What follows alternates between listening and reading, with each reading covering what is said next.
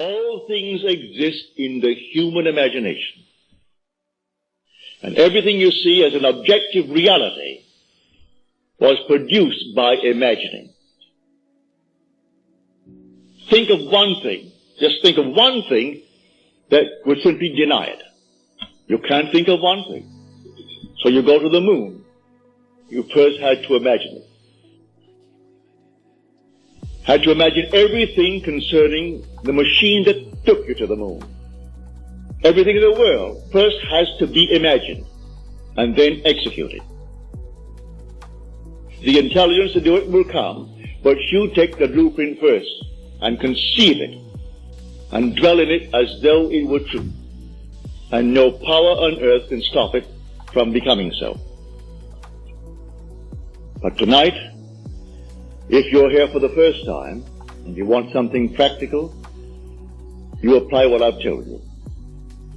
First, have an objective. You must have an objective. You can't say, well, I don't know what I want. Well, all right. Come back the next time. Ask yourself, what would I like of life? Don't be ashamed to name it, what would I like of life? Well then, try to get some objective. Now, prayer, as far as I'm concerned, is nothing more than the subjective appropriation of the objective hope. That is the way to success. I appropriate it subjectively. How do I appropriate a state subjectively? Well, suppose now, this very moment, I wanted a ball, an ordinary baseball. But there isn't a baseball in the room, all right? But I want one. I would actually assume that I am holding a baseball in my hand until I can feel it. You think you can't feel it? Well, now try it. Try to feel what it would be like if you held a baseball. Now, to prove that you have held it, see what it feels like, the difference now, a tennis ball. See any difference? All right, a golf ball. See any difference? A piece of silk. You feel any difference? If you can distinguish between these many objects, though they are subjective, then there must exist somewhere. If you can actually separate them in your mind's eye and distinguish between these objects, I can begin to feel, begin to sense, begin to smell a rose. Well, a rose doesn't smell or doesn't actually have the odor of another flower. I can detect the rose. Now a lily, an Easter lily. I can detect that. Well, what does it do? Well, I'm going to get them. Someone will think of Neville and send him a flower. And it's going to be the flower that I'm going to actually feel and touch and smell. It works that way.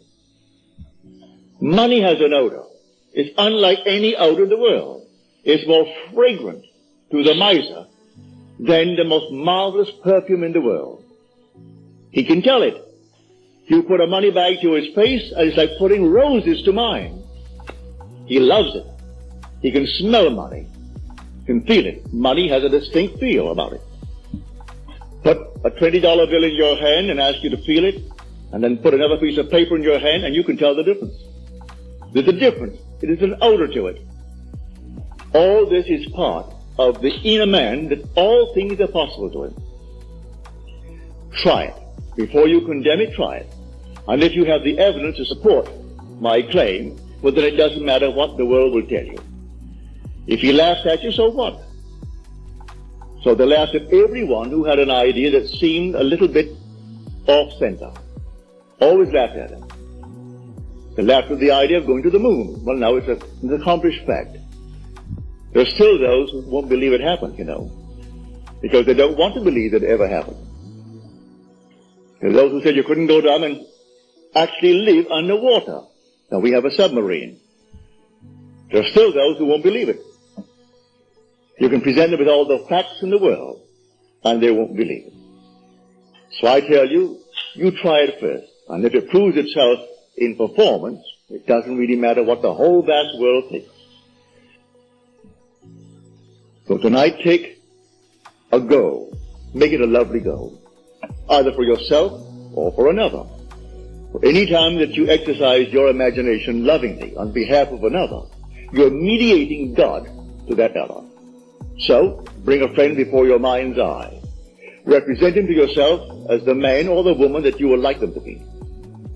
And don't tell them, ask for no praise, just assume that they're talking to you and telling you the most marvelous news about themselves.